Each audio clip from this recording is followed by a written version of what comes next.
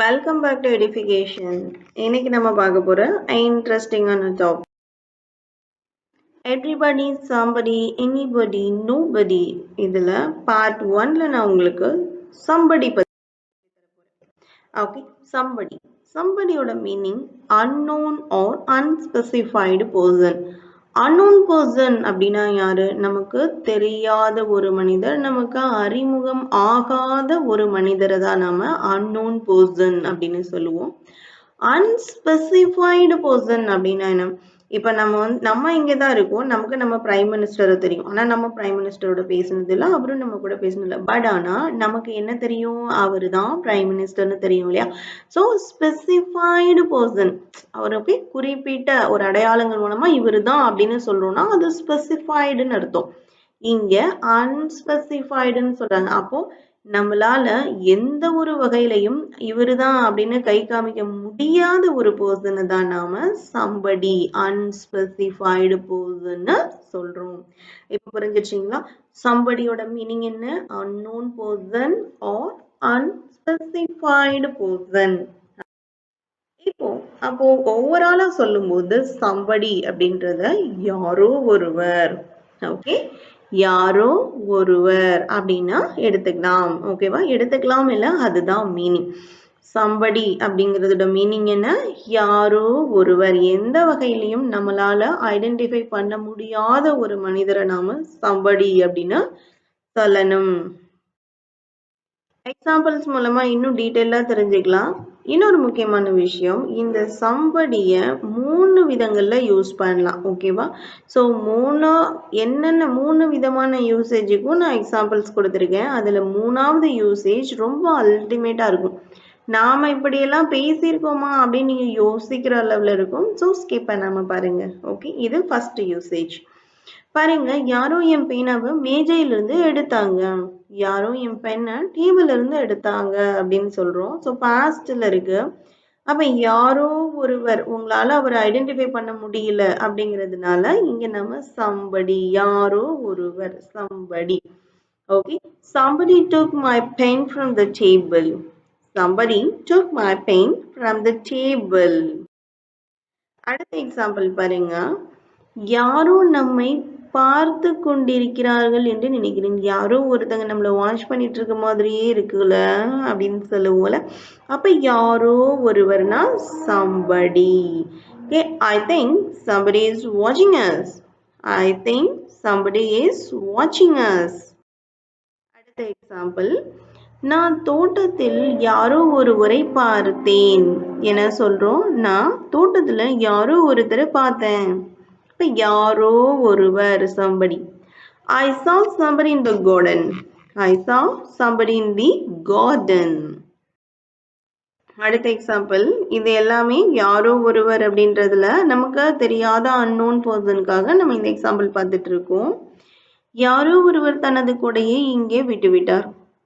யாருன்னு தெரியலப்பா, கொடை எங்க விட்டு போயிட்டாங்க அப்படின்னு சொல்லுவோம்ல. Yes, somebody left their umbrella here. somebody left their umbrella here. Okay, so இதையெல்லாம் அந்த ஃபர்ஸ்ட் யூசேஜ். நமக்கு யாருன்னே தெரியல அப்படின்னு சொல்லி ஜென்ரலா பேசும்போது யூ கேன் யூஸ் somebody, யாரோ ஒருவர். இதுதான் ரெண்டாவது யூசேஜ். நல்லா நோட் பண்ணுங்க, இது ரெண்டாவது யூசேஜ். somebody அப்படிங்கிறத நீங்க person identify is not important. person identify is not important. இப்போ ஒரு வேலையை செய்யறதுக்காக நம்ம யாரையும் எதிர்பார்க்கிறோம்னா நீ வந்து செய்யின்னு கூப்பிடாம ஜென்ரலா சொல்லுவோம்ல, யாராவது இதை பண்ணுங்க அப்படின்னு சொல்லுவோம்ல, அதுதான் person identify is not important. அந்த இடத்துலயும் you can use somebody. Okay, example பாருங்க, யாரோ ஒருத்தன் கதவை திறந்து விட்டான். அவன் யாரா இருந்தா என்ன? யாரோ ஒருத்தன் கதவை திறந்து விட்டான்ப்பா, அவன் யாரா இருந்தா என்ன? புரியுதுங்களா?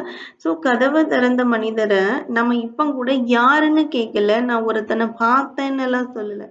யாரோ ஒருத்தர் திறந்து விட்டா யாரா இருந்தா என்ன அப்படின்னு சொல்றோம். அவர் யாருன்னு நம்ம ஸ்பெசிஃபை பண்ணவே விரும்பல. ஓகேவா? அப்போ somebody left the door open, but it doesn't matter who. But it doesn't matter who. அவன் யாரா இருந்தா என்ன? But it doesn't matter who. Okay, somebody left the door open, but it doesn't matter who. இது ரொம்ப நல்லா இருக்கும். கொஞ்சம் ஸ்டேபிளா இருங்க. அடுத்த எக்ஸாம்பிள் பாருங்க. நாங்க வர்றதுக்கு முன்னாடியே இந்த அறையை யாரோ சுத்தம் செய்து விட்டார்கள். நாம வர்றதுக்கு முன்னாடி இந்த ரூமை கிளீன் பண்ணிட்டாங்க அப்படின்னு சொல்றோம். யாரோ கிளீன் பண்ணிட்டாங்க தான். அந்த யாரோ ஒருத்தரை யாருன்னு எல்லாம் நம்ம கேட்கல. அவங்க யாருன்னு தெரிஞ்சுக்க கூட நம்ம விரும்பல. ஈவன் ஒரு ஸ்டெப் கூட நம்ம எடுக்கல. அப்போ இங்கதான் person identify is not important.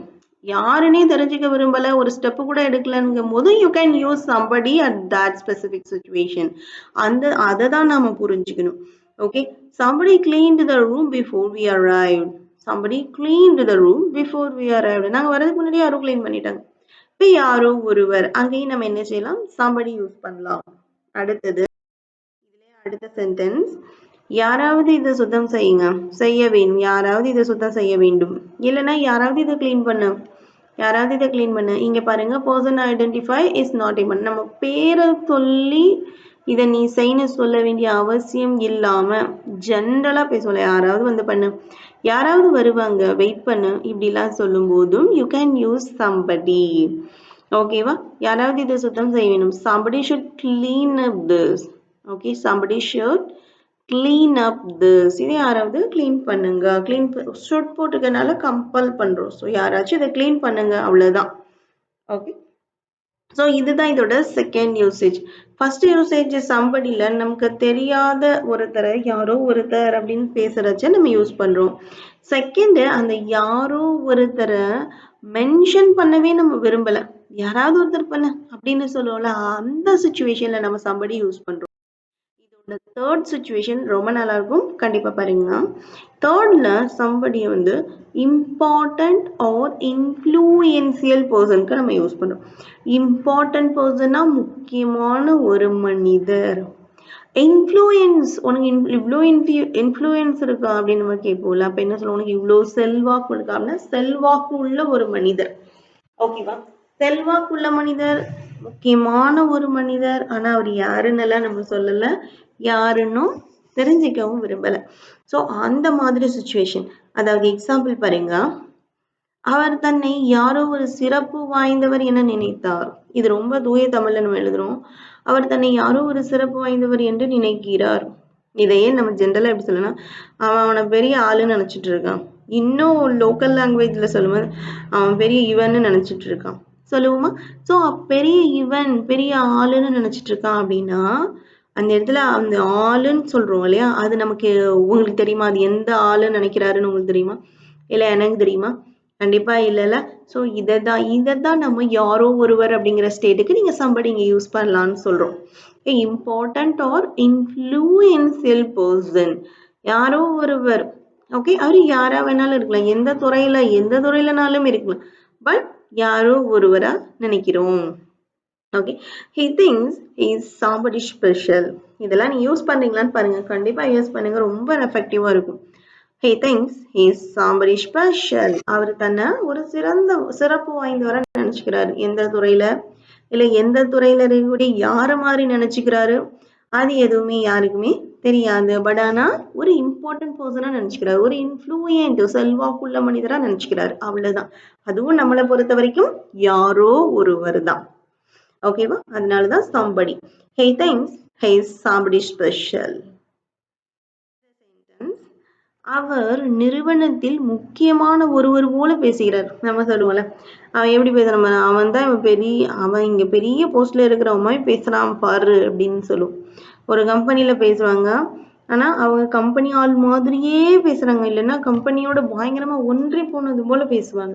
So அந்த மாதிரி இடத்துல பேசுவோம் இல்லையா, அவன் இந்த கம்பெனிலே முக்கியமான ஒருத்த மாதிரியே பேசுறான் பாரு அப்படின்னு சொல்லும் போது somebody யூஸ் ஆகுது. இது மாதிரிலாம் யோசிச்சிருக்கீங்களா? இது மாதிரி பேச கேட்டிருக்கீங்களான்னு கமெண்ட் பண்ணுங்க. பாருங்க, he talks like he is somebody important in the company. he talks like he is somebody important in the company. கம்பெனில முக்கியமான ஒருத்தது போல இவர் என்ன செய்யறாரு, பேசுறாரு அப்படின்னு சொல்றோம். ஓகே, உண்மையிலே நல்லா இருக்கும். கண்டிப்பா இந்த இடத்துல நீங்க கண்டிப்பா யூஸ் பண்ணுங்க. அடுத்தது பாருங்க, அடுத்த எக்ஸாம்பிள், அவள் இசைத்துறையில் ஒருவராக இருக்க விரும்புகிறாள். இசைத்துறையில அவர் ஒருவரா இருக்கணும்னு ஆசைப்படுறாங்க. அவர் யார மாதிரி இருக்கணும் அப்படின்னு எல்லாம் நமக்கு மென்ஷன் பண்ணல. முதல்ல என்ன செய்வோம்? அவளுக்கு வந்துட்டு இசைத்துறையில ஒரு ஆளா ஆகணும். ஒரு ஆளானா என்ன அர்த்தம்? நம்ம இசைத்துறையை பத்தி ஒரு ஆள் ஆகணும்னா அதுல நிறைய ஃபேமஸ் ஆக்டர் ஃபேமஸ் ஆர்டிஸ்ட நம்ம காதால கேட்டு இருந்திருப்போம் இல்லையா? சோ அது மாதிரி ஆகணும்னு தானே அவங்க ஆசைப்படுறாங்க இல்லையா? அதுல யாரோ ஒருவர் போல அப்படின்னு தான் அந்த இடத்துல மீனிங். அதனாலதான் இங்க somebody யூஸ் ஆகுது. ஓகேவா? She wants to be somebody in the music industry. She wants to be somebody in the music industry. Music இண்டஸ்ட்ரியில யாரோ ஒருத்தர் மாதிரி ஆகணும். அதாவது மியூசிக் இண்டஸ்ட்ரியில ஒருத்தரா ஆக விரும்புறாங்க அப்படின்னு அர்த்தம். இதுக்கப்புறமா நீங்க வந்து ஒரு மியூசிக் ஆர்டிஸ்ட் பேரை சொல்ல விரும்புறீங்கன்னா லைக் அப்படின்னு போட்டு அந்த ஆர்டிஸ்டோட பேரை நீங்க சொல்லிக்கலாம். யாரோ ஒருத்தர் மேல ஆக விரும்புறாரு லைக் இவரை மாதிரி அப்படின்னு சொல்லலாம். அந்த ஃபர்ஸ்ட் ஸ்டெப் இப்படிதான் சம்படியில தான் இருக்கும். ஓகேவா? சோ இதுதான் இதோட 3 யூசேஜ். மறக்காம யூஸ் பண்ணுங்க. அவங்களுக்கான குயிஸ் இங்க இருக்குது. அதுலயும் முக்கியமா ஒரு நோட் சொல்ல போறேன். இந்த somebody இருக்கு இல்லையா? அது ஒரு கம்ப்ளீட் சிங்குலர் ஃபார்ம். நம்ம somebody அப்படின்னு சொன்னோன்னா பார்க்க ஃப்ளூரல் மாதிரி தோணும். ஆனா அது ஃப்ளூரல் இல்ல, கம்ப்ளீட் சிங்குலர் ஃபார்ம். இது சிங்குலர் வேர்பை மட்டும்தான் அக்சஸ் பண்ணும். ஓகேவா? somebody is coming அப்படின்னு நீங்க சொல்லலாம். somebody is are comingனு சொல்ல கூடாது. அது wronginess. somebody is complete singular. so is is தான் singular verb தான் அக்செப்ட் பண்ணும். ஓகேவா? or வந்து plural, அது அக்செப்ட் பண்ணாது. ஓகே. so இப்போ உங்களுக்கான குயிஸ் என்னன்னா, if somebody calls, tell them I will call back. if somebody calls, tell them I will call back. இதுக்கு எக்ஸாக்ட் தமிழ் டிரான்ஸ்லேஷன் என்னன்னு கமெண்ட் பண்ணுங்க. Thank you.